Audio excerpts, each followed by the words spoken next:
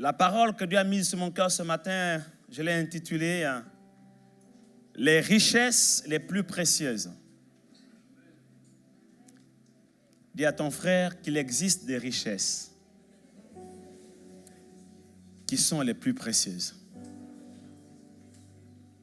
Dans Matthieu chapitre 6, du verset 19 au verset 21, il est écrit « Ne vous amassez pas de trésors sur la terre, où la teigne et la rouille détruisent et où les voleurs percent et dérobent. Mais amassez-vous des trésors dans le ciel, où la teigne et la rouille ne détruisent point et où les voleurs ne percent ni dérobent. Car là où est ton trésor, là aussi sera ton cœur. » Là où est ton trésor, là aussi sera ton cœur. Si ton trésor est sur la terre, ton cœur sera sur la terre. Si ton cœur est porté vers les trésors de la terre, les richesses de la terre, alors c'est normal que ta vie soit orientée par ces choses, que ton cœur soit tourné vers ces choses. Et j'aimerais ce matin nous amener à un niveau de foi et de perception de la vie un peu plus élevé du commun des mortels, de ce que nous avons l'habitude de vivre au quotidien. Cette méditation m'a tellement fait du bien personnellement que j'ai ressenti dans mon cœur de vous la partager parce que je crois que c'est une parole qui vient répondre à un besoin crucial au milieu du corps de Christ dans l'Église, pas seulement ici à Cives, Mérignac, Bordeaux, mais également dans l'Église corps de Christ. Parce que l'être humain aujourd'hui est préoccupé par les choses de la vie et c'est naturel. Je dis que c'est naturel. Je n'ai pas dit que c'est surnaturel, c'est naturel. C'est naturel que tu aies envie un jour de te marier, d'avoir une femme, d'avoir un mari. C'est naturel que tu aies le désir d'avoir des enfants. C'est naturel que tu puisses aspirer à avoir une vie sociale meilleure, avoir des richesses, être comblé sur la terre, avoir des maisons, avoir des voitures. C'est normal. Ces choses-là sont avant tout des besoins de première nécessité. D'ailleurs, Maslow, dans ceux qui ont fait un peu d'économie, de commerce, nous classe les besoins de l'être humain selon une pyramide qu'on a appelée la pyramide de Maslow. Et il commence par les besoins primaires, secondaires, tertiaires, etc. Et les besoins de première nécessité sont définis par Maslow comme étant ces besoins qui, s'ils ne sont pas satisfaits, l'homme ne peut pas être heureux. Donc, en fait, finalement, les besoins de première nécessité, ou du moins la satisfaction des besoins de première nécessité, conditionnent la vie de l'être humain. Ça, c'est selon Maslow. Mais quand vous lisez la parole de Dieu, vous verrez que, justement, c'est sur ces mêmes besoins-là, besoin de première nécessité, besoin de seconde nécessité, besoin de troisième nécessité, etc. Besoin de tous les rangs selon la classification de la pyramide de Maslow. C'est sur ces mêmes besoins, selon cette échelle de valeur, que le diable, sur la base justement de cette théorie ou de cette réalité, s'est inspiré pour pouvoir effectivement tenter l'homme, et en particulier tenter Jésus dans le désert, alors qu'il avait jeûné pendant 40 jours et 40 nuits. Après avoir jeûné pendant 40 jours et 40 nuits, la Bible dit que le diable s'est approché de Jésus. Parce que quoi? Jésus eut faim. Et la Bible prend soin de préciser qu'il eut faim. Et parce qu'il eut faim, alors le diable vient se présenter à Jésus et lui dit, il est écrit, et il dit, ce qui est écrit dans la parole de Dieu, il est écrit. Et il dit à Jésus que tu es capable de transformer ces pierres en pain. Alors transforme les pierres en pain. Tu mangeras et tu seras rassasié, tu n'auras plus faim. Voyez-vous, le diable va nous tenter dans les besoins qui concernent notre vie au quotidien, les besoins qui concernent nos préoccupations quotidiennes.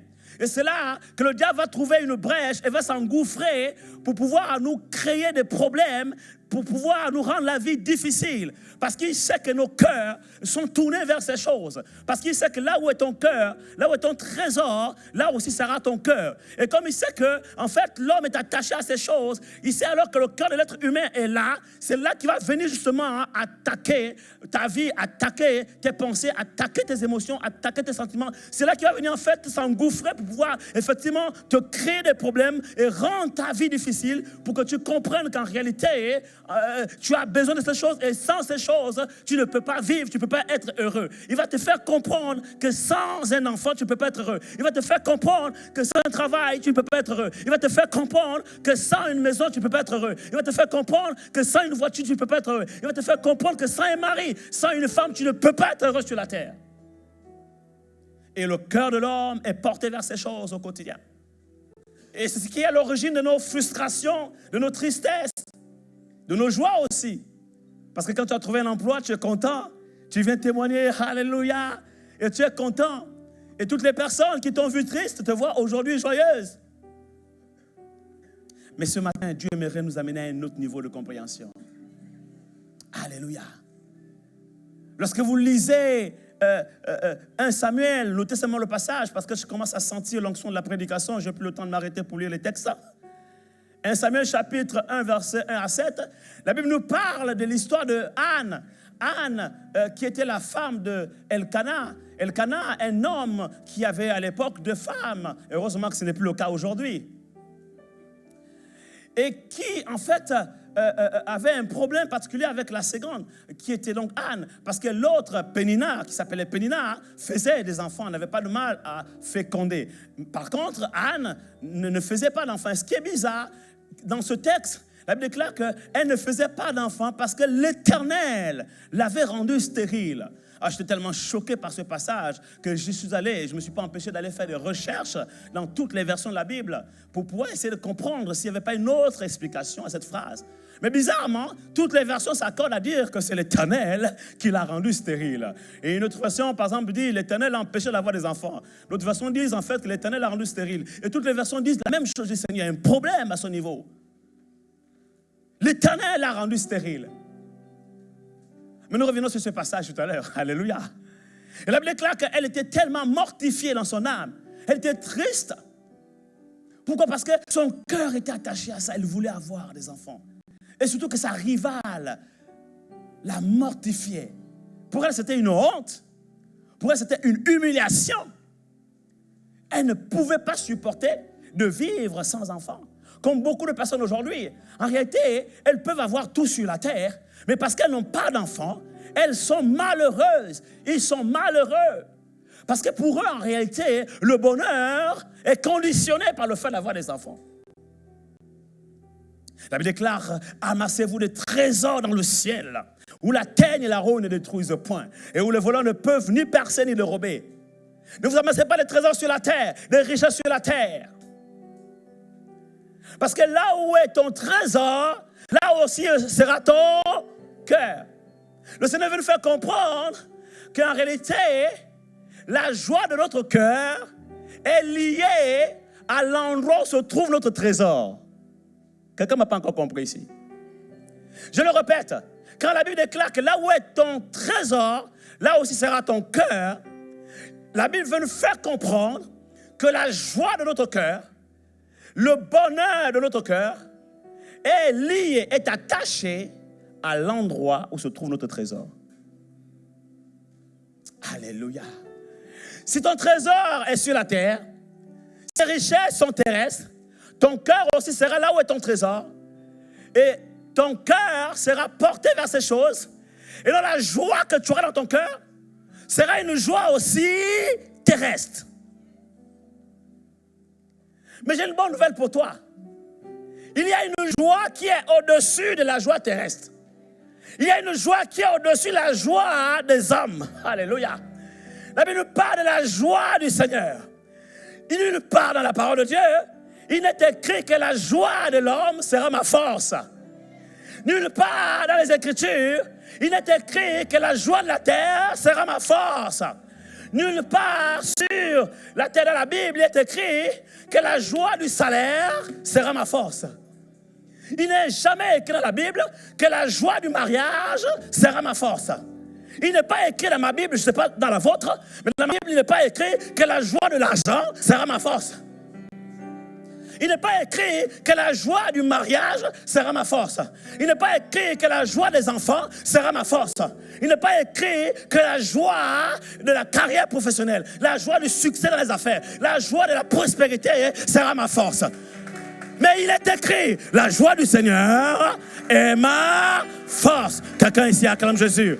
Alléluia. Alors Elkana, voyant sa femme se mortifier et se priver de la joie la plus précieuse, se priver de la richesse ou de l'une des richesses les plus précieuses, pose la question à Anne. Anne, pourquoi te mortifies-tu? Est-ce que je ne vaux pas plus que 10 enfants? Parce que Elkana avait tout fait pour rendre sa femme heureuse. La Bible déclare qu'Elkana donnait à sa femme la double portion de ce qu'il donnait à Pénina, l'autre femme. Parce qu'il aimait Anne. Bien-aimés, c'est l'image ici de notre Dieu. C'est l'image de notre époux, Christ. Nous sommes l'épouse. Et Christ est notre époux. Et quand l'époux nous regarde, il regarde nos visages au quotidien. Chaque fois qu'on vient dans l'église, il se pose la question, mais c'est pas possible. Pourtant, je fais tout ce que je peux faire pour rendre mon épouse heureuse. Mais mon épouse ne regarde même pas à ce que je lui fais. Et parfois, même si elle regarde, elle oublie très facilement les bienfaits que je lui accorde. Elle oublie très facilement les bonnes choses que je lui accorde. Elle oublie très facilement les bons moments qu'on a passés ensemble. Et puis, Dieu s'arrête. Christ s'arrête en face de son épouse. Et ce matin, Christ parle à son épouse et lui pose la même question. Est-ce que moi, ton époux, je ne vaux pas plus que 10 enfants? Est-ce que moi, ton époux, je ne vaux pas plus qu'un travail? Est-ce que moi, ton époux, je ne vaux pas plus qu'un salaire? Est-ce que moi, ton époux, je ne vaux pas plus qu'une reconnaissance? Est-ce que moi, ton époux, je ne vaux pas plus qu'une position sociale? Est-ce que moi, ton époux, je ne vaux pas plus que ce qu'on t'a volé, ce qu'on t'a arraché, ce qu'on t'a, dont on t'a privé injustement? Est-ce que moi, ton époux, je ne vaux pas plus que ces choses? Ceux qui sont mariés savent que lorsque l'un veut attirer l'attention de l'autre et que l'autre est scotché sur son smartphone, c'est frustrant, n'est-ce pas? Tu essaies de tout faire. Pour les femmes, elles se rendent belles, elles se coiffent, elles se maquillent. Le monsieur rentre, il est tellement noyé dans ses soucis, dans ses préoccupations, le travail, et les projets, et tel dossier qu'il n'a pas pu finir, et tel litige avec tel... Et il est tellement dedans qu'il n'a même pas fait attention qu'il est rentré. Il a fait un bisou formel, un bisou, je veux dire, standard, un bisou ordinaire. Mais il n'a même pas remarqué que sa femme avait changé de coiffure. Il n'a même pas remarqué qu'elle achetait de nouveaux bijoux. Il n'a même pas remarqué qu'en fait, elle avait mis la chaînette ou encore le bijou, la montre qu'il lui avait offerte. Et il n'a même pas fait attention à tout ça. Il est tellement dans ses préoccupations. Et quand la femme voit ça, la femme est frustrée. Elle attend un moment, peut-être à table. Il va faire attention. Et même à table, c'est pareil. Il mange, il est là, mais il n'est pas là. Et la femme, elle regarde, ça a été ta journée, elle essaie de lui faire la conversation, pour qu'il lève la tête un petit peu, pour qu'il regarde un peu les enfants, oui, ça a été, oui. Et comme l'homme est orgueilleux, il est très performant, il ne veut pas montrer à sa femme qu'il est touché il est préoccupé par un problème. Il montre qu'il est toujours fort, mais en même temps, en réalité, il est touché au fond de lui. Et il passe à côté de ce que sa femme veut lui montrer. Il va se coucher. Et sa femme va lui poser la question. Tu n'as pas remarqué quelque chose? Quoi? J'ai changé de coiffure. Ah oui, c'est vrai. C'est comme ça que nous sommes devant le Seigneur, notre époux. Il fait tellement de choses pour nous. Dans les moindres détails.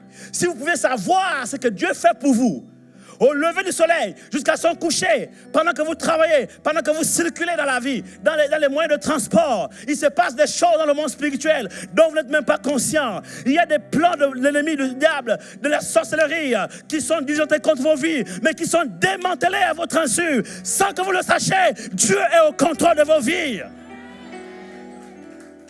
Pendant que vous dormez, vous êtes quasiment mort. Rien ne prouve que le lendemain, vous allez vous réveiller. Et vous allez être en vie. Rien ne prouve. Il se passe des choses dans la vie. Il se passe des choses dans la nuit. Vous n'êtes même pas au courant de ça. Mais Dieu veille sur vous. Il envoie ses anges pour vous garder. Il a délégué une corps d'anges, des myriades et des milliards d'anges pour vous garder. Et pendant ce temps, vous dormez. Vous n'êtes pas conscient de tout ça. Vous n'êtes même pas conscient de ces réalités spirituelles. Et pour vous, c'est naturel de dormir et de vous réveiller. Non, mon frère, ce n'est pas naturel.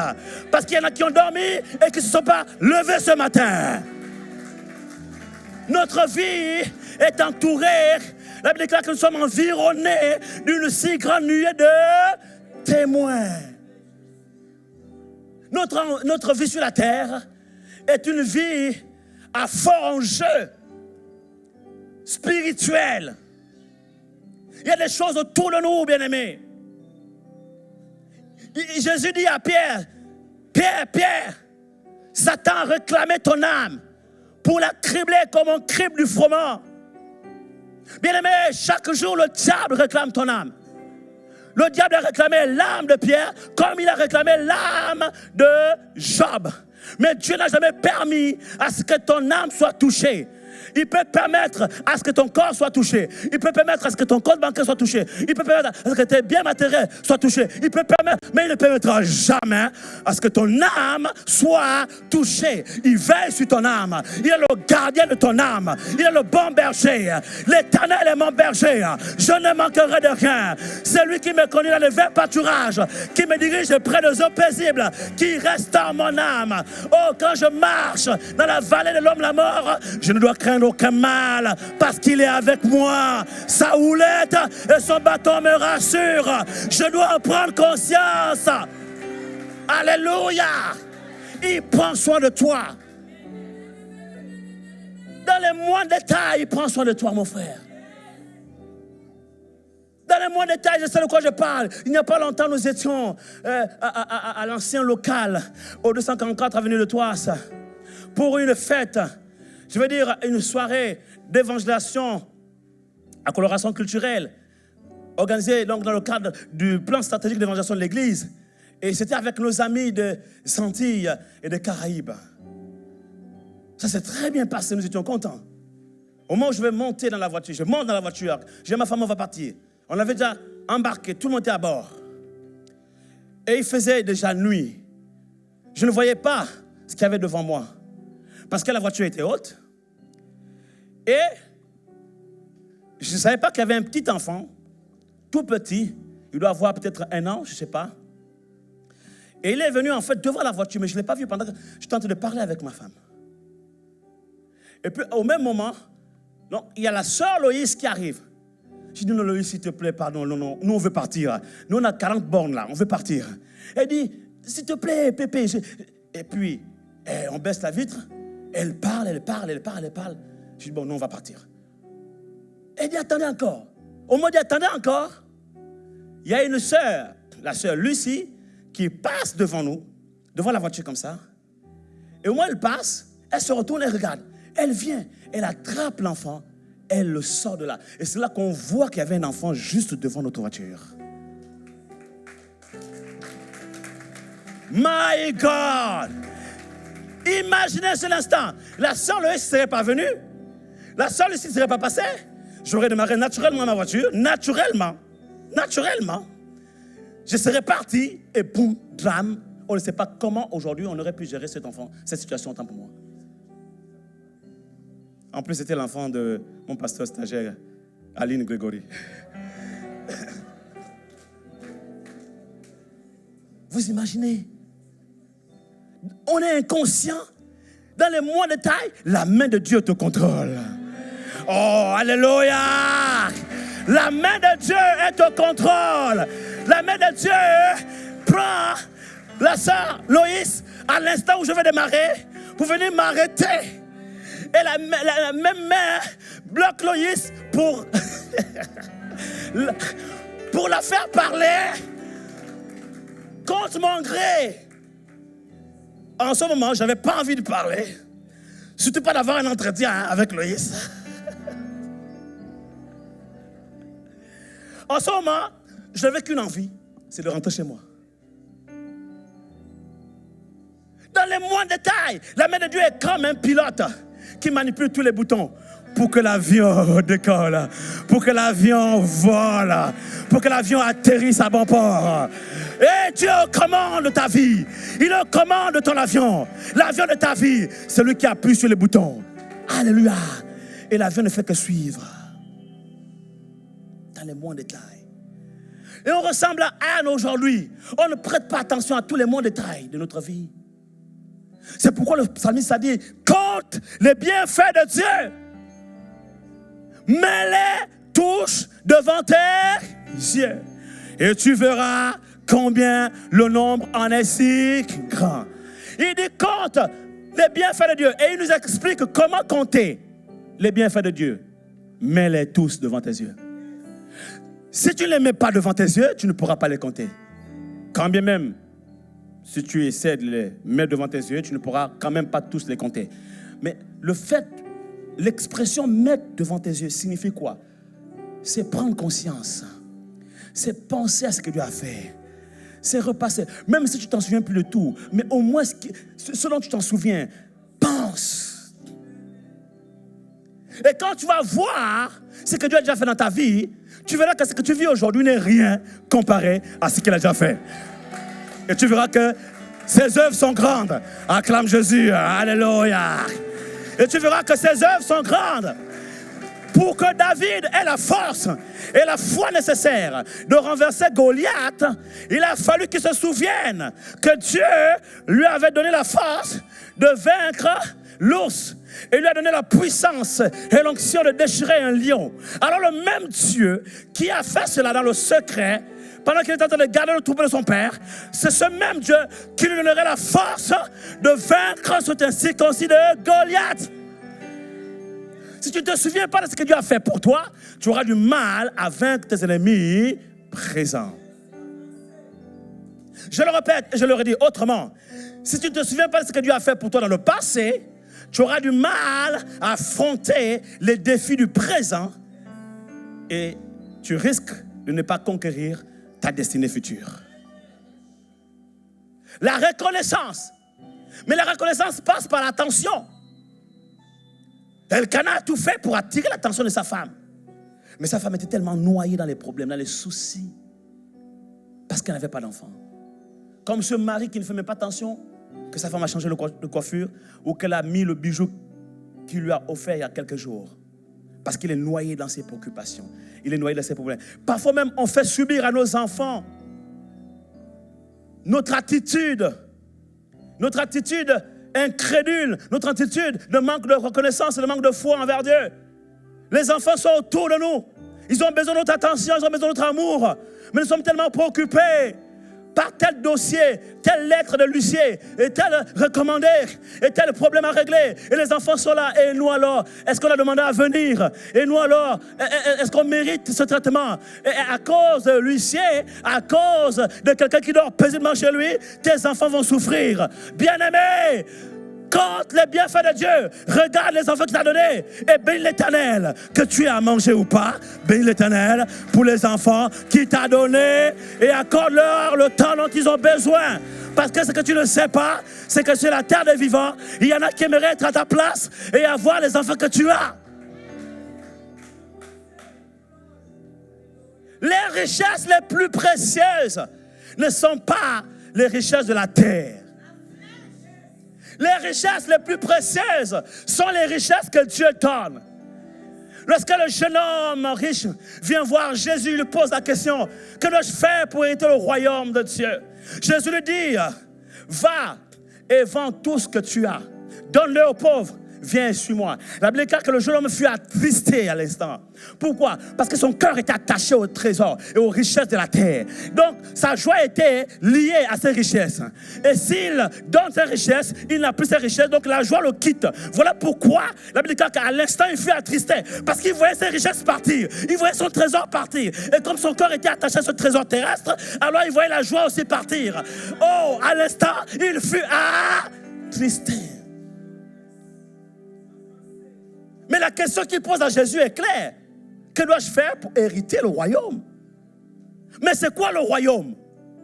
Jésus dit le royaume de Dieu, c'est la paix, la joie, la justice par le Saint-Esprit. Quelqu'un ici acclame Jésus. Alléluia! En d'autres termes, il pose à Jésus la question, que dois-je faire pour hériter le royaume? Jésus lui dit, tu veux hériter le royaume? Vends tous tes biens, toutes tes richesses. Jésus lui fait comprendre qu'en fait, les richesses que tu as sont des richesses terrestres. Mais si tu veux hériter le royaume, c'est-à-dire la paix, la joie, la justice, etc., débarrasse-toi des richesses terrestres et moi, je te donnerai les richesses célestes. Il y a une vérité fondamentale ici. Jésus est en train de faire comprendre à ce jeune homme que tu es riche, certainement, c'est vrai. Mais il existe des richesses plus précieuses. Alléluia. Tu es milliardaire, c'est vrai. On t'appelle Greg le millionnaire ou Greg le milliardaire. Ça, c'est bon.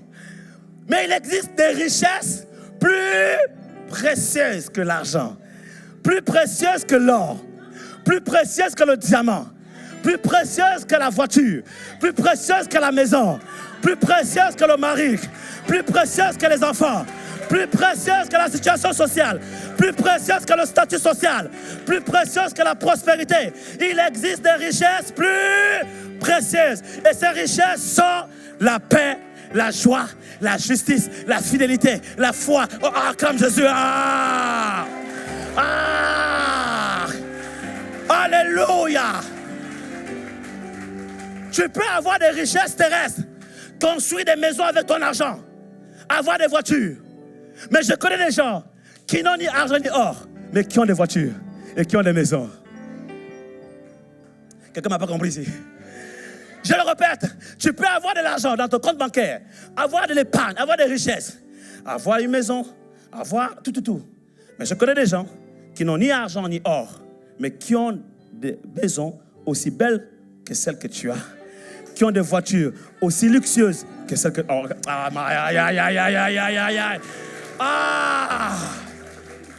Pourquoi? Parce que dans la vie, il y a deux monnaies de change. Il y a la monnaie de change, les devises, l'euro, le dollar, la livre sterling, le franc CFA pour certains. Et avec cette devise-là, avec cette monnaie, tu peux acheter des maisons, tu peux acheter des voitures. Ça, c'est une chose. Mais il existe une autre devise. La foi. Avec la foi, tu peux aussi acheter des maisons. Avec la foi, tu peux acheter des voitures. Avec la... Oh! Aïe, aïe, aïe, aïe, aïe, aïe, aïe, aïe, aïe, aïe, aïe, aïe. Ah, mandara sakata baba. Quelqu'un n'a pas compris ici.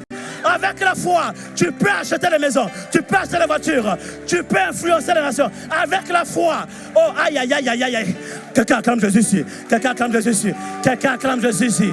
Mandarabo sakataramaya shakatarababa. Il n'y a pas longtemps, j'ai donné 2 prophéties à un jeune homme qui commence dans son ministère. Je ne t'inquiète pas, tu n'as pas d'argent aujourd'hui, mais je vois une clé de voiture qui arrive. Tu n'as pas d'argent pour louer un local, mais je vois un local qui arrive. Et par l'onction prophétique, j'ai même localisé où se trouverait le local. Et il n'y a pas longtemps, avant que j'aille au Maroc, il n'y a pas longtemps, il m'a téléphoné. Il m'a dit, prophète, après la conférence à Orléans, il y a un couple, papi et ami, ils habitent à 30 km d'Orléans. Ils sont venus me voir.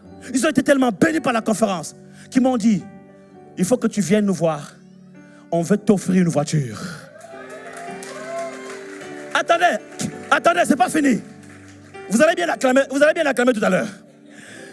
Dans sa tête, c'était une voiture dans leur garage. Parce qu'ils lui ont dit, viens choisir ta voiture. Donc il imaginait qu'il irait chez eux. Et dans leur garage ou leur parking, ils choisiraient une voiture parmi les voitures qu'ils ont déjà. Donc il a un peu traîné. Et ils l'ont persécuté. Oh, je profite sur ta vie, que le temps arrive où les bénédictions de la terre vont te persécuter. Oh, il ne m'a pas compris. Le temps arrive où les trésors des nations vont se bousculer aux portes de ta demeure. Yeah! Car il ordonnera la bénédiction d'être avec toi. Il ordonnera la bénédiction de te poursuivre. Et je déclare que la bénédiction va te poursuivre. Elle ne va pas te poursuivre parce que tu es un bachelor, ou tu es un doctorant, ou bien tu as un doctorat en ceci, ou une maîtrise en cela, ou bien parce que tu es un agrégé. Non, non, non. Pas parce que tu es un député, ou un maire, ou encore un ministre sur le plan politique. Non. Les bénédictions te poursuivront parce que tu es un homme et une femme de foi. Alors le jeune homme il me dit, quand je suis parti, le couple me prend là, et il m'amène où? Il m'amène chez un concessionnaire automobile. Et quand ils arrivent là-bas, ils disent, il l'amène sur le parking où il y avait les 4x4. Ce jeune homme n'a pas de travail. Il vient de perdre son emploi. Il est en train de servir Dieu. Il commence à peine au ministère. Il est locataire, il n'a pas de moyens. Son compte bancaire est au rouge parce qu'il vit avec le découvert.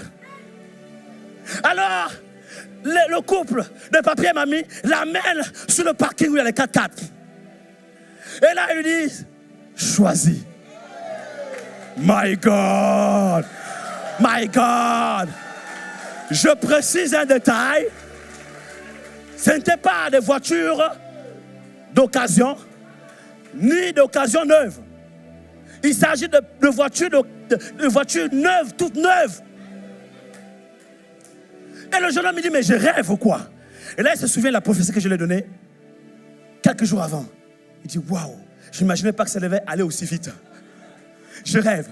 Il était avec sa femme le regarde. Il ne savait pas quoi faire. Et ils ont fait le tour des voitures et ils ont choisi une voiture 4x4.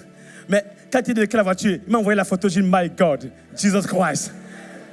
Même moi qui ai travaillé pendant combien d'années, plus de 10 ans, 11 ans, je n'ai pas pu m'offrir une telle voiture avec mon salaire. Impossible. Mais avec la foi. Oh!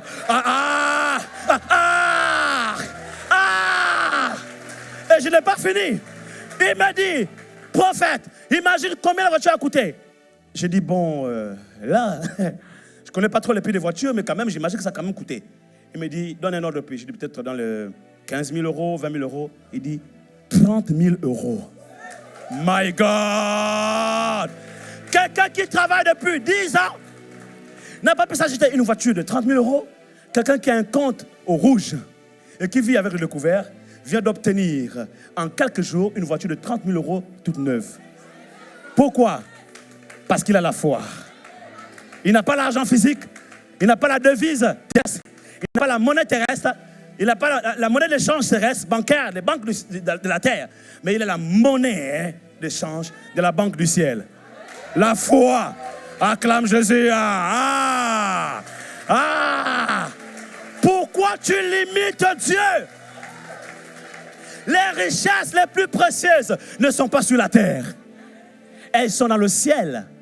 Il est écrit que tout don parfait et toute grâce excellente nous vient d'en haut, de chez Dieu, chez qui il n'y a ni changement, ni ombre de variation. Et c'est pas fini. Il m'appelle quelques semaines plus tard. Il me dit, le même couple m'a posé la question. J'entends par-ci par-là lors des annonces que vous cherchez un local pour louer. Parce qu'on les a chassés du local où ils étaient à cause des normes de sécurité. Maintenant, ils sont en train de squatter un hôtel. Et le même couple leur pose la question. Oh Seigneur, envoie de tels couples dans l'église. Et je prie que ça soit toi.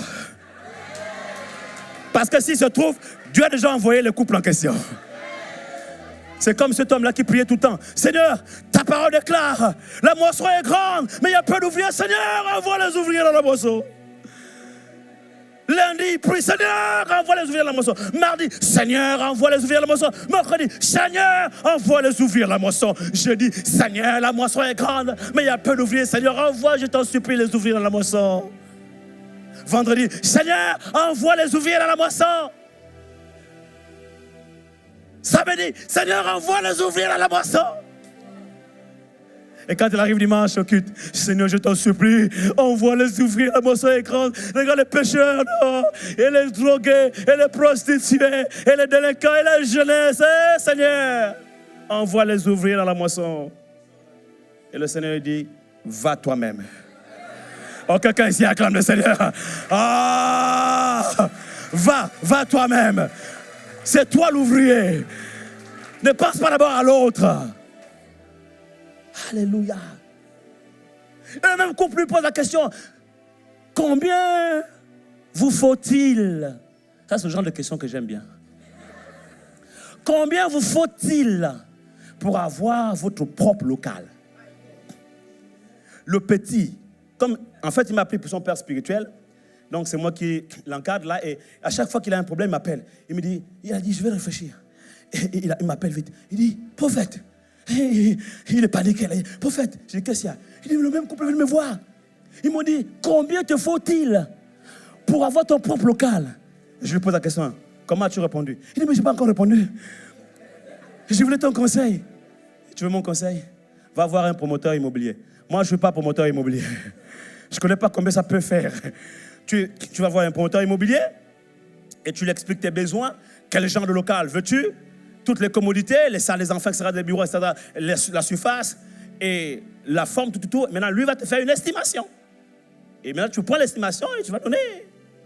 Il me dit, mais je n'ai pas envie de trop les embêter. J'ai dit, oh, c'est même toi, c'est vous genre de pasteurs qui bloquez les bénédictions des gens.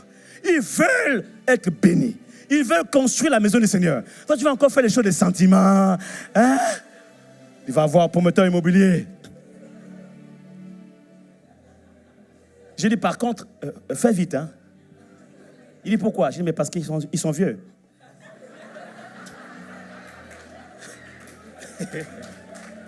C'est un couple de papier, mamie. Il vient te voir. Je dis, mais fais vite, à moins que tu pries pour eux qui vivent assez longtemps. Et il faut faire ça, justement, parce que ce genre de personnes, il faut prier pour qu'ils vivent assez longtemps sur la terre. Comme Dorcas, par exemple. Je dis, vas-y, pourquoi tu paniques? Il n'a pas d'argent, il n'a rien dans le compte bancaire. Voilà qu'il va avoir une voiture de 30 000 euros. Il va avoir un local, par rapport à l'estimation de près, je crois, de 700 000 euros. Pendant qu'ici, on est obligé de batailler. S'il vous plaît, 25 euros par mois. Pendant tant de mois. Le pasteur est obligé de dire, écoute, toi, est-ce que tu as ta fiche, toi?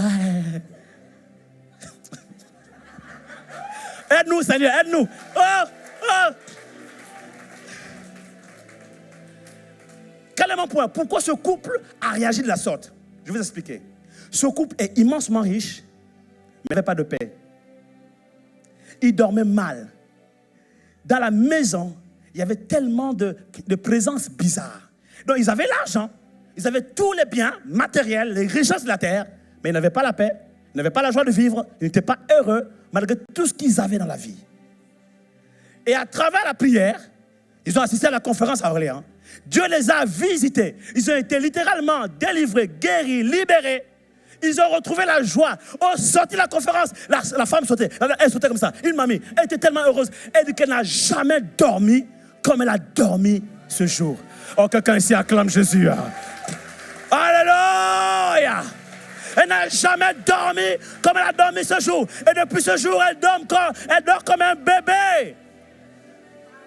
Pourquoi? Parce qu'elle a trouvé la richesse la plus précieuse, la paix. Elle a retrouvé ce qu'elle recherchait, les richesses les plus précieuses, la paix, la joie, le bonheur. Ça, là, on n'achète pas ça avec l'argent de la terre. Quelqu'un me comprend ici? Et c'est ça que la Bible appelle le royaume de Dieu. Le royaume de Dieu, c'est la paix, la joie, la justice. Le royaume de Dieu, c'est pas seulement... Parce que je vois aujourd'hui les gens qui prêchent le royaume, ils montrent juste la face du règne de la terre. Ils montrent la face des biens, la prospérité, les richesses. On dit ça, c'est le royaume, le kingdom. Hein? You are a king. I'm a king. You are the queen. I'm a queen. And we reign. We reign. We reign. On est des champions. Amen. Amen. Ça, c'est vrai. Et on croit que le royaume, c'est juste ça. Non, Jésus définit le royaume. Il dit que le royaume de Dieu, c'est la paix, la joie, la justice. La liste n'est pas longue, elle n'est pas exhaustive, elle est longue même. Allez-y dans le livre de Romains, Galates, on vous dit le fruit de l'esprit, c'est la paix, la joie, l'amour. Tout ça, ce sont les richesses les plus précieuses. C'est ça qui définit le royaume de Dieu. Le royaume de Dieu, c'est l'endroit où règne la présence de Dieu. La sphère où règne la présence de Dieu, où règne Dieu et où sa volonté est respectée et accomplie. Et la première sphère de ton royaume, c'est ton cœur. La première sphère du royaume de Dieu, voulais-je dire, c'est ton cœur. Il commence à régner dans ton cœur. Il commence à influencer tes pensées, tes émotions, tes sentiments, ta conduite, tes attitudes, tes habitudes, tes coutumes. Il y a Kavacha. Et la grâce de Dieu coule sur toi. Tu n'as pas encore d'argent, tu n'as pas encore de travail, tu n'as pas encore de mari, tu n'as pas encore de femme, tu n'as pas encore d'enfant, tu n'as pas encore de situation, mais tu es content, tu es heureux. Pourquoi? Parce que Jésus règne dans ton cœur, la paix règne, la joie règne, le bonheur immense. Tu te lèves le matin, tu n'as pas de souci. Pourquoi? Parce que Jésus est dans ton cœur. Ah, acclame le roi. Et pendant que tu marches dans la rue, tu rencontres des gens qui sont dans les grosses voitures, des 4x4, des voitures luxueuses, ont des grandes maisons, mais ils sont tristes, ils sont malades, ils sont affectés, ils n'ont pas ce que tu as. Ils ne sont pas heureux. Pourtant, ils ont les richesses de la terre, mais ils n'ont pas les richesses les plus précieuses. Alléluia. Et c'est ça que Jésus voulait faire comprendre au jeune homme riche. Il dit, tu veux entrer dans le royaume de Dieu? Le royaume de Dieu, ce ne sont pas les richesses là. Vends ces richesses. En fait, il est en train d'enseigner au jeune homme riche à se détacher. La loi du détachement. Hey! C'est quoi la loi du détachement? Si tu ne te détaches pas des choses de la terre, tu auras du mal à obtenir les richesses du ciel. Les choses de la terre auxquelles tu es attaché, ce sont ces mêmes choses qui te font souffrir. Parce que tu n'as pas de mari, tu n'es pas heureuse. Tu as envie de le mari. Des fois tu es contente, des fois tu n'es pas contente. Mais tu ne vis pas bien parce que tu sens dans ton cœur, oui, dans ton âme, pas dans ton esprit, parce que l'esprit, lui, il est régénéré. Dans ton âme, tu as un besoin d'affection. Tu as un besoin d'un homme. Voilà. Donc tu n'es pas vraiment accompli. Tu n'as pas de femme pareille. Tu n'as pas d'enfant, tu es triste. Tu n'as pas d'argent, tu n'as pas de travail, tu es triste. Ces choses-là, là où est ton trésor, là aussi sera ton cœur.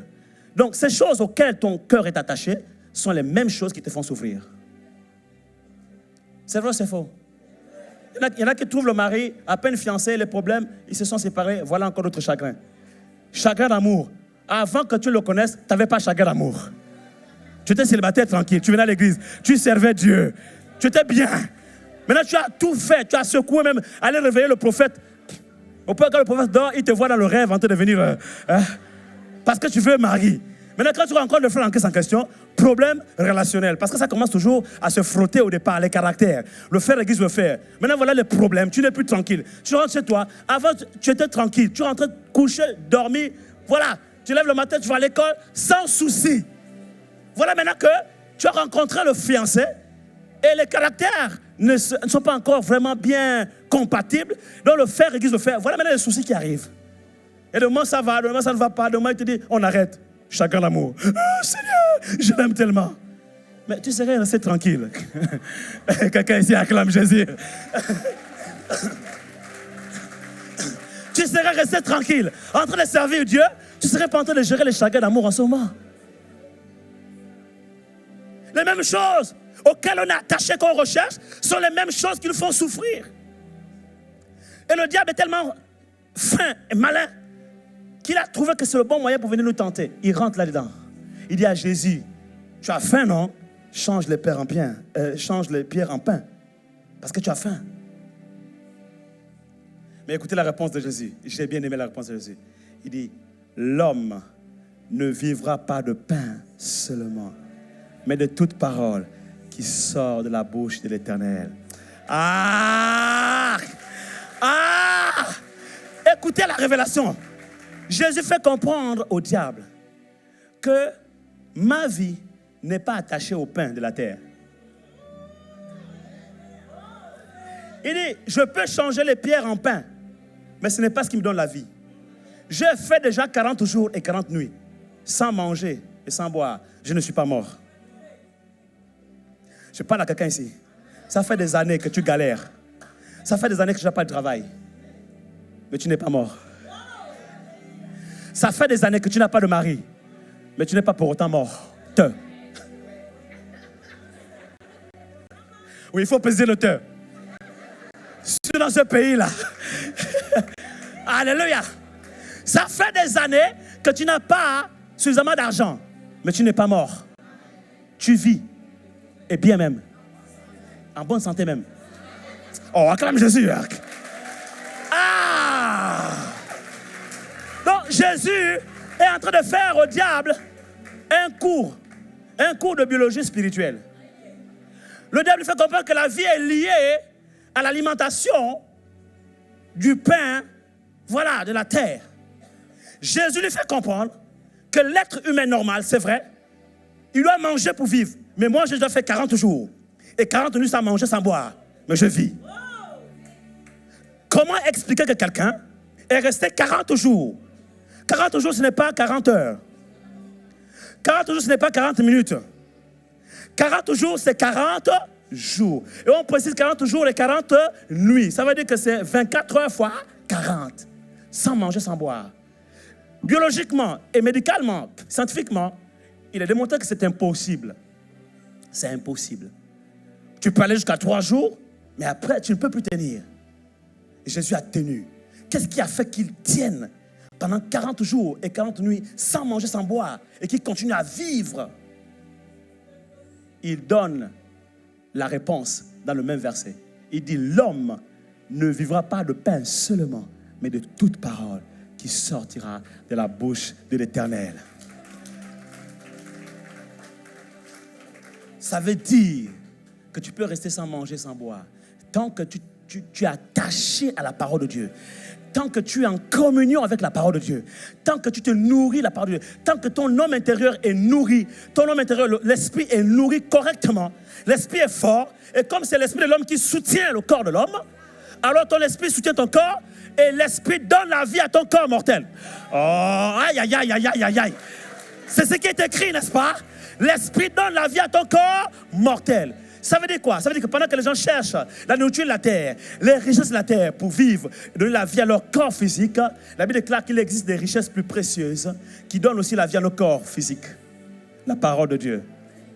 La parole de Dieu est la richesse la plus précieuse qui donne la vie à ton corps physique, qui donne la santé à ton corps physique. Ce corps mortel, et quand il est en contact avec une richesse la plus précieuse qui est la parole de Dieu, ce corps peut tenir pendant des années. Des années. Le peuple d'Israël, pendant 40 ans dans le désert, leurs chaussures ne sont pas usées, leurs vêtements ne sont pas déchirés, leur corps était intact. Mieux même encore, ils rajeunissaient parce qu'ils étaient nourris par l'eau qui venait du ciel à travers le rocher qui est le Saint-Esprit en réalité, le rocher qui est Christ et l'eau qui est le Saint-Esprit, l'eau qui est la parole aussi.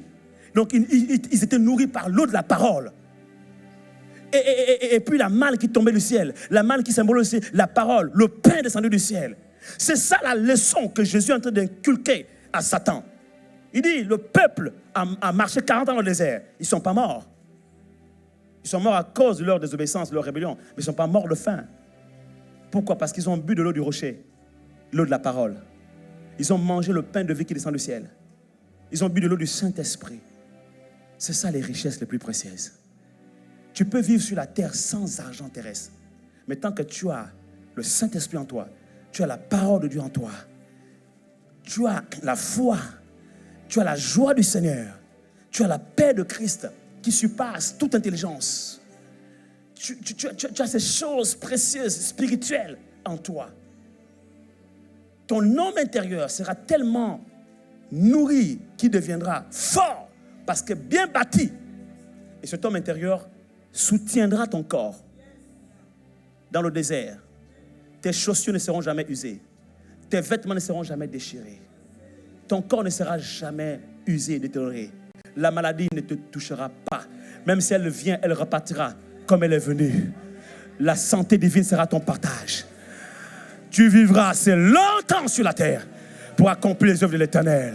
Quelqu'un ici donne gloire à Jésus. Oh! Quelqu'un dise avec moi, les richesses les plus précieuses. Je me souviens, mon épouse et moi, à l'époque, j'étais encore étudiant. On cherchait un appartement, on n'avait pas d'argent. Je n'avais pas de travail. C'est la période que je raconte dans mon livre, Concret les Fadero. En fait, je n'étais même pas encore étudiant, j'étais en train de chercher une inscription. J'avais déjà 3 QT.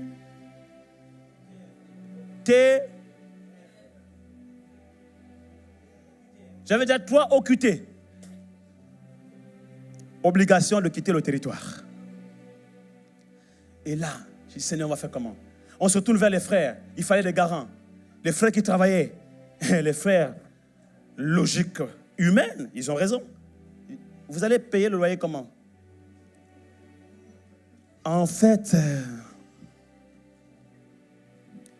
personne ne pouvait prendre le risque de nous garantir.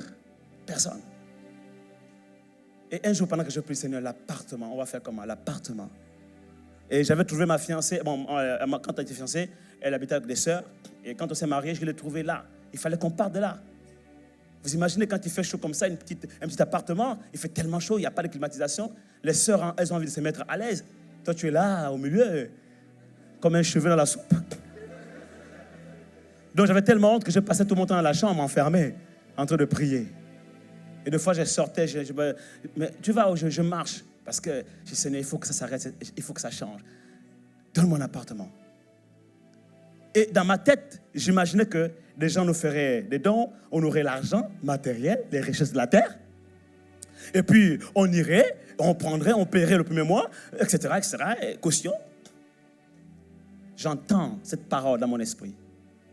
Jésus dit, je m'en vais vous préparer une place dans le ciel. Il y a plusieurs appartements dans la maison de mon père. C'est quoi le lien avec l'appartement que je recherche sur la terre? Quelqu'un ici acclame Jésus. Et le Saint-Esprit, en bon pédagogue, me dit, si ce qui est céleste, il faudrait que ce qui est céleste est plus difficile à acquérir, n'est-ce pas? Voilà, allez-y, cherchez à avoir un terrain dans la lune, comme certains. C'est compliqué, n'est-ce pas? Imaginez maintenant au ciel.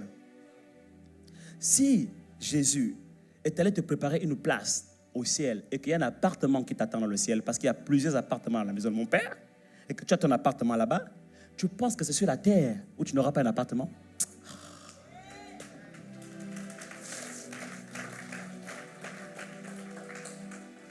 Je dis, waouh! Quand j'ai reçu cette parole, écoutez-moi bien, quand j'ai reçu cette parole qui s'est imprimée dans mon esprit, j'ai eu la paix.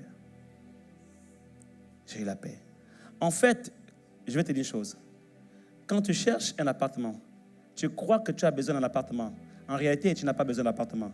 Tu as besoin de paix. Quand tu cherches un travail, tu fais tout pour avoir un travail. Tu penses que tu as besoin d'un travail. Non, tu n'as pas besoin de travail. Tu as besoin de paix. Tu as besoin de joie. Quand tu es oppressé, acculé par les soucis de la vie, les problèmes, etc., tu cherches une solution. Si le problème est lié à l'argent, tu penses que c'est l'argent qui va résoudre le problème. Si le problème est lié, par exemple, à un bien matériel, tu cherches le bien matériel. Si le problème est lié à une relation humaine, tu cherches qui va t'aider, quelle est la personne qui va t'aider. En réalité, la solution, ce n'est pas la personne. La solution, ce n'est pas l'argent. La solution, ce n'est pas l'appartement, ce n'est pas le bien, la solution. Ça, c'est la richesse terrestre. Ce sont les richesses terrestres. Donc, ça, ce sont les solutions terrestres. Parce que tu peux avoir ces choses et ne pas avoir la paix. Ce dont tu as besoin, c'est la paix, la joie, la justice, le repos. C'est ça. Mais tu ne le sais pas, tu ne le réalises pas en fait. Quand tu es malade, en réalité, tu n'as pas besoin de guérison. Oh, oui. Parce qu'en réalité, notre partage à nous, enfants de Dieu, nouvelle création, ce n'est pas la guérison. C'est la bonne santé.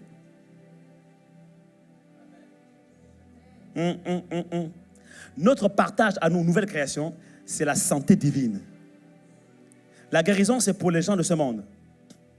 Oui.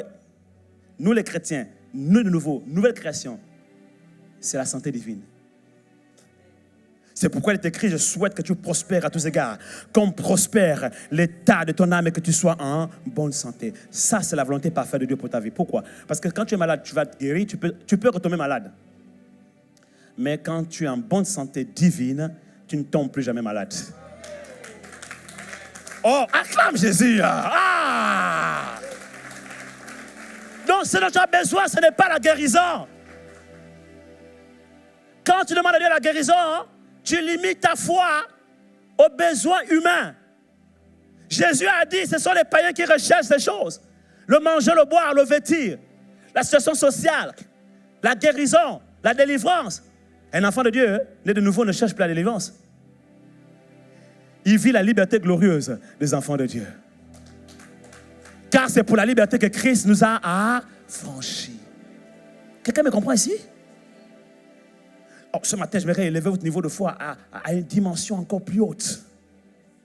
Quittez le commun des mortels. Entrez dans votre dimension de Christ, enfant de Dieu, né de nouveau, nouvelle création. Alléluia. Il est capable d'envoyer un ange pour te donner de l'argent. C'est parce que tu limites Dieu. Est-ce que tu crois que Jésus doit payer l'impôt? Il n'a rien dans les poches. Il n'a pas d'euros, il n'a pas de dollars. Il n'a pas de francs CFA, il n'a pas de livre standing.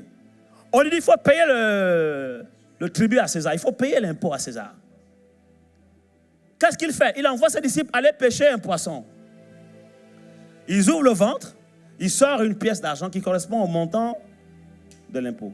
Ben, entre nous, frères et sœurs en Christ, dites-moi, vous connaissez un poisson dans la mer qui transporte l'argent dans son ventre? Vous avez déjà vu ça? Je crois pour ma part, et ça n'engage que moi, j'ai lu dans la parole de Dieu dans l'Apocalypse qu'il est écrit qu'il existe un ange qu'on appelle l'ange des eaux. Qui a déjà lu ça? Oh, il n'y en a pas beaucoup qui ont lu ça. Hein? Multimédia, affichez le verset. Tapez juste l'ange des eaux ou l'ange de l'eau. Affichez-leur le verset. Dans le ciel, il y a des catégories d'anges. Il y a un type d'ange qu'on appelle l'ange des eaux.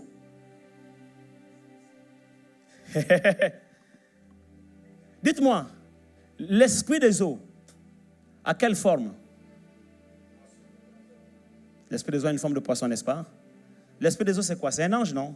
Mais un ange déchu, n'est-ce pas? Voilà. En fait, l'esprit des eaux, là, qu'on appelle l'esprit des eaux, là, les démons là, qui travaillent dans les eaux, là, c'était avant qu'ils ne chutent, les anges des eaux dans le ciel, qui gardaient les mers, qui gardaient les eaux, qui travaillaient dans les fleuves. Voyez-vous? Et quand ils ont chuté, ils ont gardé ils sont venus en fait occuper ce territoire-là pour régner là-bas. Ça, c'est les esprits des eaux. Ils sont devenus les esprits des eaux, les mauvais esprits des eaux.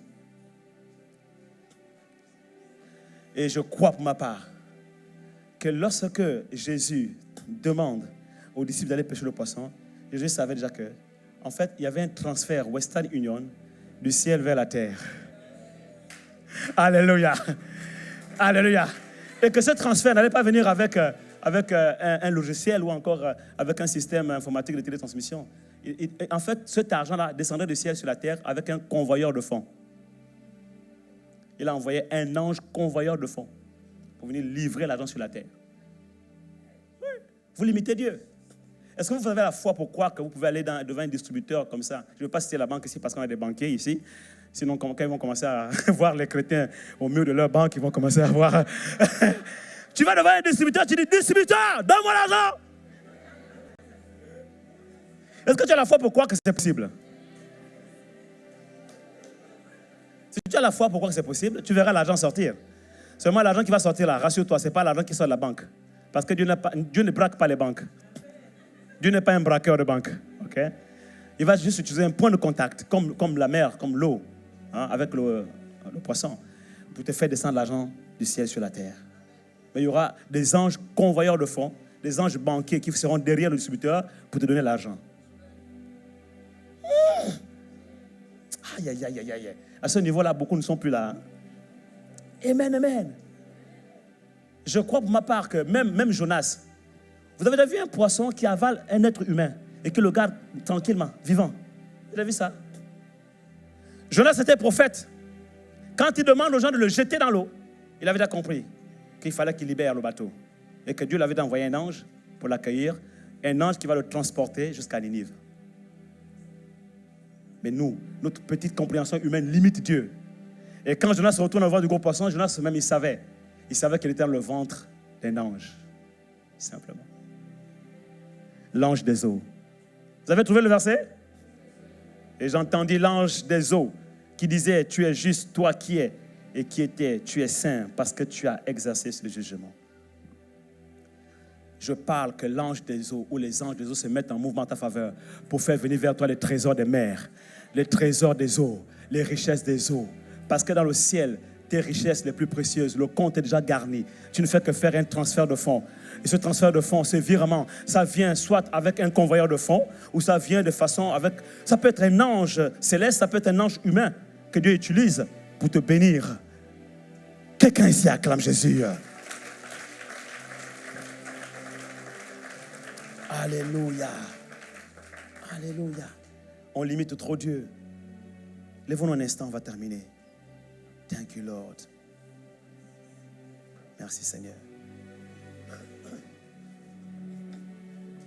Merci, Jésus. Merci, Seigneur, pour ta parole.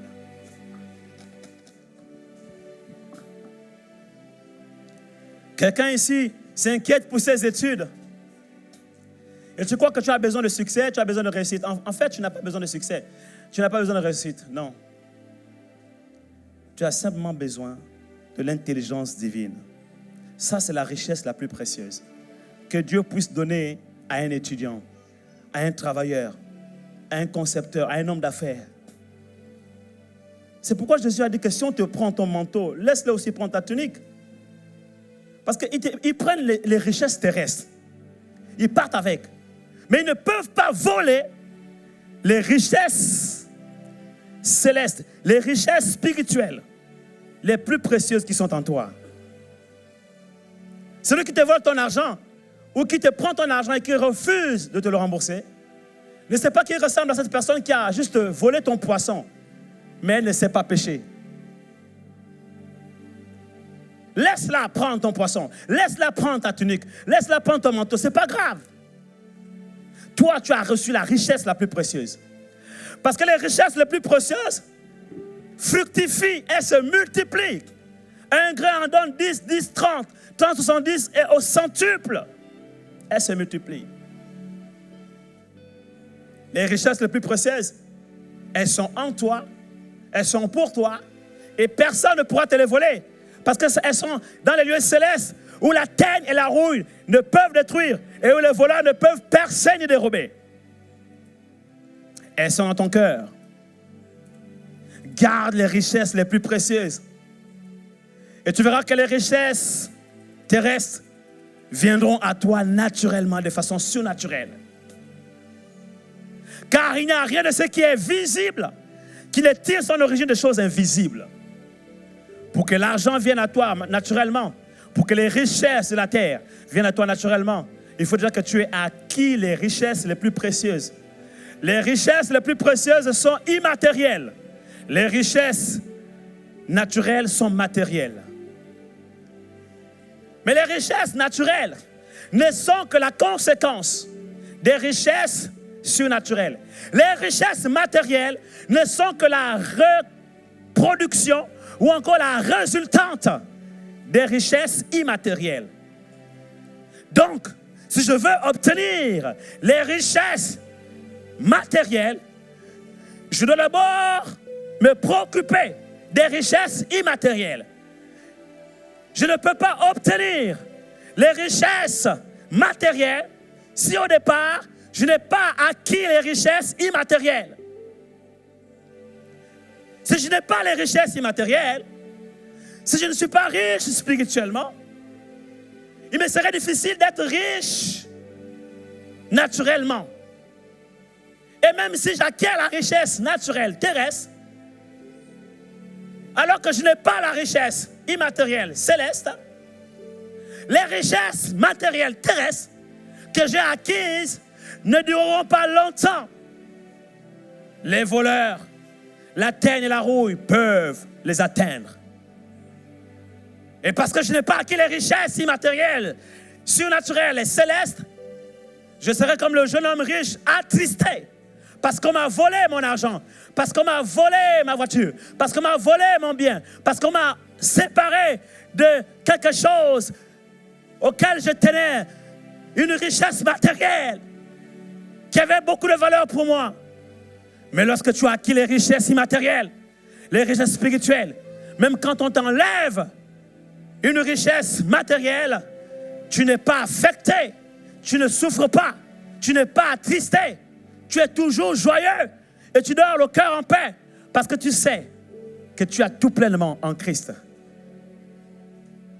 Tu sais que ton Dieu pourvoira à tous tes besoins selon la grandeur de sa richesse immatérielle en Christ Jésus. Être riche, ce n'est pas avoir de l'argent, des voitures, des biens matériels. Être riche, c'est avoir ou acquérir une abondance de richesses immatérielles. Et quand tu as obtenu les richesses immatérielles, le naturel se soumet à toi de façon surnaturelle. Même s'il faut que les anges descendent, ils viendront. Il faut que Dieu passe par un homme, il passera. Il faut qu'il descende lui-même en personne, il l'a déjà fait. Comme cet homme de Dieu qui a vu Jésus apparaître dans sa chambre et qu'il a appelé au ministère d'évangéliste. Et les billets de banque sont descendus dans sa chambre, à travers le plafond, sont tombés dans son lit. Comme ça. Comme la manne est tombée du ciel. Oui, il n'y a rien de visible qui n'existe sans les choses invisibles. Avant que tu n'aies l'argent sur le plan visible, cet argent existe déjà sur le plan invisible. Donc, avant de rechercher les richesses matérielles, recherche d'abord les richesses immatérielles. Avant de rechercher les richesses naturelles, recherche d'abord les richesses surnaturelles. Avant de rechercher les richesses terrestres, acquiert d'abord les richesses célestes. Et tu verras que les trésors des nations se bousculeront au port de ta demeure. Les richesses de la terre te poursuivront. L'abondance et la grâce te suivront. Tu n'auras pas besoin de faire d'efforts humains. Et la grâce de Dieu va couler sur toi. Si beaucoup de personnes aujourd'hui ont du mal à donner leur offrande, leur dîme, c'est parce qu'elles sont tellement attachées à ces choses matérielles qu'elles craignent de ne plus en avoir. C'est la preuve qu'elles n'ont pas acquis les richesses immatérielles, surnaturelles, divines, célestes. Voilà pourquoi elles s'attachent à ce qui est terrestre. Mais quand tu as goûté à ce qui est céleste, ce qui est terrestre n'a plus aucune valeur pour toi. Tu peux donner plus facilement parce que tu sais que tu en as suffisamment. Oh, ya chatarabosi kandarabai. Kerebosa kabababa hanaka kokoroboroshe. Élève ta voix et rends grâce à Dieu pour sa parole. Bénis l'Éternel ici. Merci Seigneur pour ta parole. Korebosi kandarababa shindababai. Les richesses les plus précieuses. Seigneur, aide-nous. Aide-nous à nous préoccuper des choses qui sont en haut. Tu as dit, affectionnez-vous de ce qui est en haut. Où Christ est assis à la droite de Dieu le Père. Les choses immatérielles, célestes, spirituelles. C'est ça qu'on doit rechercher. La vie éternelle, la paix, la joie, la justice, le royaume de Dieu, la présence de Dieu. Affectionner la parole de Dieu. Affectionner les choses de l'Esprit, le Saint-Esprit. Affectionner les choses, les richesses immatérielles. On doit aspirer à ces choses. On doit courir vers ces choses. On doit donner de notre temps pour ces choses. On doit payer de notre argent pour ces choses. On doit investir pour ces choses. On doit tout faire pour acquérir ces choses. Parce que ce sont les richesses les plus précieuses. Écoutez-moi. L'être humain est composé de 3 parties. Il est esprit, il possède une âme et il vit dans un corps. Mais remarquez bien que sur les 3 parties, l'esprit, l'âme et le corps, les 2 tiers de l'être humain ne vivent pas, ne se nourrissent pas des choses matérielles. Il n'y a qu'un tiers qui se nourrit des choses matérielles, le corps. C'est le corps qui a besoin des choses matérielles. C'est le corps qui a besoin des richesses matérielles. Mais les 2 tiers de l'être humain se nourrissent des choses immatérielles. L'esprit se nourrit de la parole, de la présence de Dieu. L'âme se nourrit de la parole, de la présence de Dieu. L'âme a besoin de paix, de joie, de justice, de patience, de fidélité, de reconnaissance, d'affection. L'âme a besoin de choses immatérielles. L'esprit aussi a besoin de choses immatérielles qu'on ne peut pas acheter avec des choses matérielles, avec des richesses matérielles. Mais remarque que l'être humain concentre toute sa vie sur la terre à travailler pour satisfaire seulement le tiers de son être, c'est-à-dire le corps. Il est prêt à tout. Il est prêt à tout pour seulement satisfaire les besoins du corps. Alors que sa vie ne dépend pas du corps. Sa vie dépend de l'esprit. Et quand il s'agit d'investir pour ce qui concerne les choses de l'esprit qui vont sauver son âme, il a du mal à sortir ne serait-ce qu'un billet de 25 euros ou de 50 euros ou de 100 euros. Alors que la vie de l'être humain dépend de l'esprit et de l'âme, de 2 tiers immatériels. C'est pourquoi les 2 tiers immatériels se nourrissent que de l'information et que des choses immatérielles. C'est la réponse de Jésus à Satan. L'homme ne vivra pas de pain seulement, mais de toute parole qui sort de la bouche de l'Éternel. Est-ce que Dieu peut trouver un peuple nombreux ce matin dans cet endroit, qui prend l'engagement ce matin de se sacrifier pour obtenir les choses les plus précieuses, les richesses les plus précieuses, de sacrifier leur temps, de sacrifier tout ce qu'ils ont, de tout faire, vraiment de payer le prix fort pour obtenir les richesses les plus précieuses? Est-ce que Dieu peut trouver un homme ici, une femme ici ce matin, qui est prête à payer le prix fort pour obtenir les richesses les plus précieuses, acquises à la croix par le sacrifice de Jésus? Est-ce que Dieu peut trouver en toi cet homme? Est-ce qu'il peut trouver en toi cette femme? Si c'est le cas, alors lève ta main. Lève tes mains même. Et offre-toi à Dieu comme un sacrifice vivant ce matin, saint et agréable à Dieu. Ce qui sera pour ta part un culte raisonnable que tu rends à Dieu.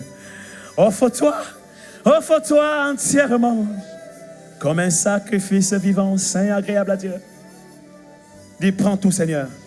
Prends mon corps, prends mon âme. Tu t'appartiens, Seigneur. J'ai vécu une vie essentiellement orientée vers le matériel.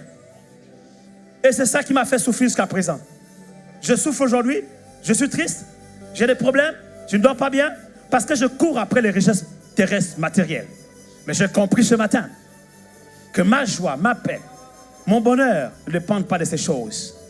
Et que les richesses les plus précieuses ne sont pas les richesses matérielles, mais les richesses immatérielles. Ne sont pas les richesses terrestres, mais les richesses célestes. Ne sont pas les richesses visibles, mais les richesses invisibles.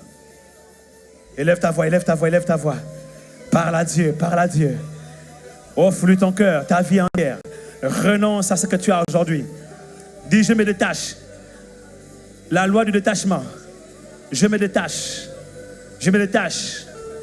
Je me consacre à toi. Je me détache. Parce que ce à quoi je suis attaché affecte littéralement ma vie. Ce à quoi je suis attaché affecte littéralement ma vie. Je me détache de ces choses, je m'attache à toi.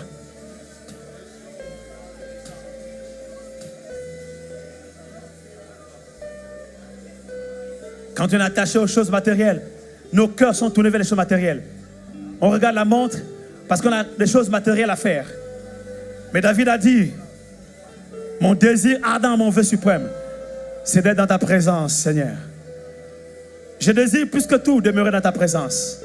Car un jour dans tes parvis vaut mieux que 1000 ailleurs. Oui, prends-moi, Seigneur, dans mon état. J'appelle le pasteur Nina pour prier. Chantez ce cœur, ce chant, pour les aider à digérer cette parole.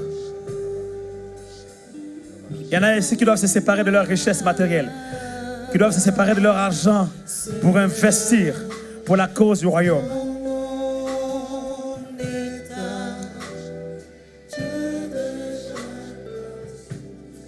Dieu parle à une femme ici.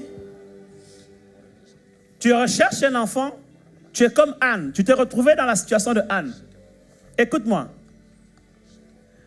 Pendant que Anne cherchait un enfant, la Bible déclare que la parole de l'Éternel se faisait rare en Israël.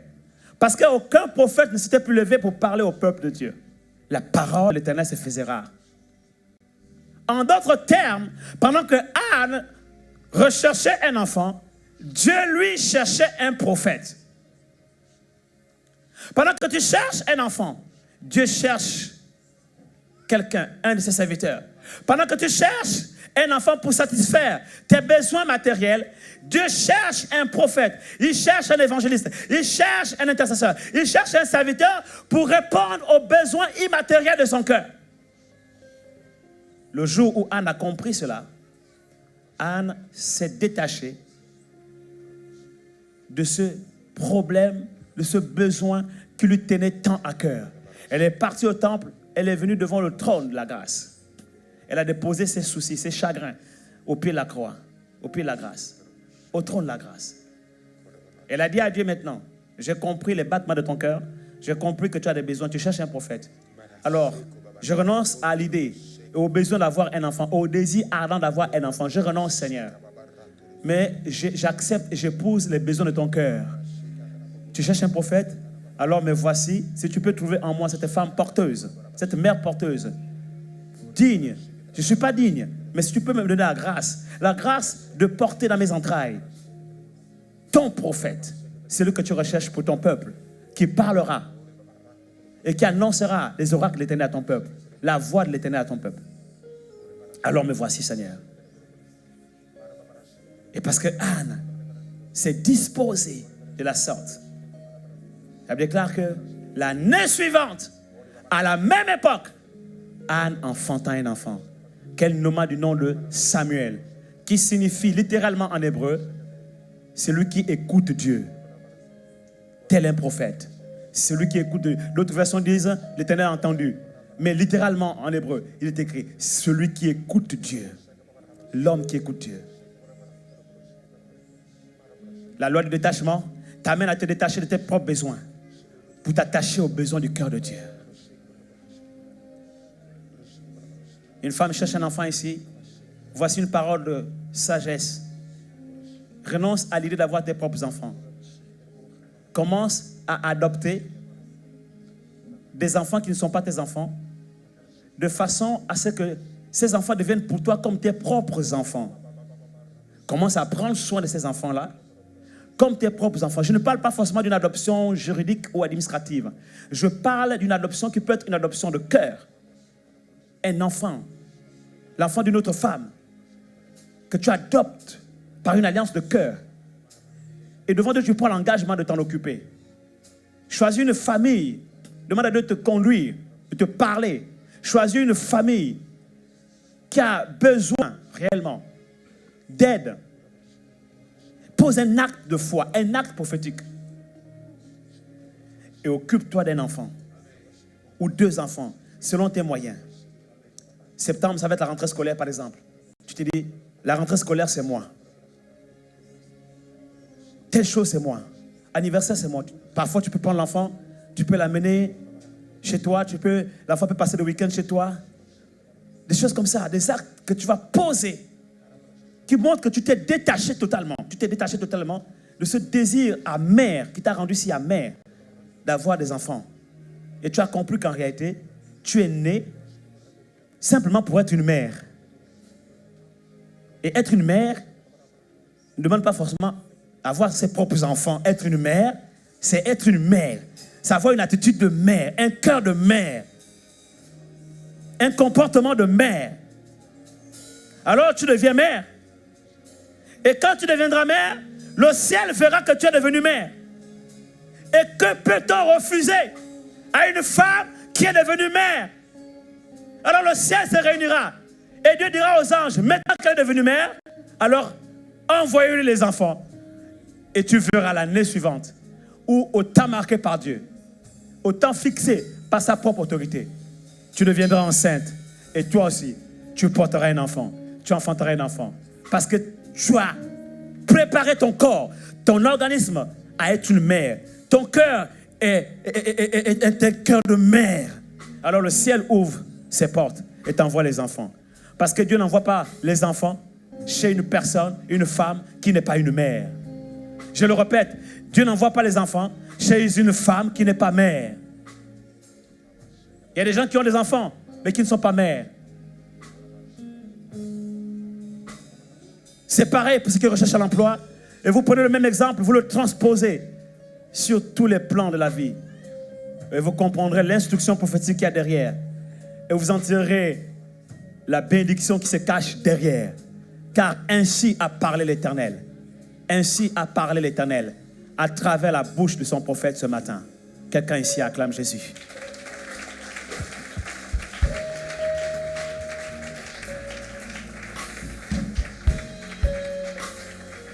Lève ta main. Offre-toi à Dieu.